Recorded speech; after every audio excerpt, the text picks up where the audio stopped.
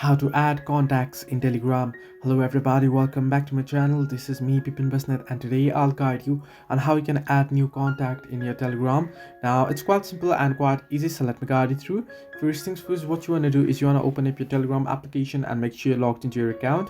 At the bottom right you can see two different icons there, right? You can see the pencil icon there and you can see camera icon. You want to tap on the pencil icon there, and once you do so here, you can see again the plus icon there. You can see at the bottom right again, you want to tap on it, and once you tap on it, it'll show you new contact and it'll ask you to enter your first name and last name optional, and then you can choose country code. You can tap on the flag and you can choose the country there, and then you can go ahead and you can add the number. So this way you can easily add contacts in Telegram. Hope this helped you. Do like and subscribe, and do not forget to leave a comment down below if you have any further issues.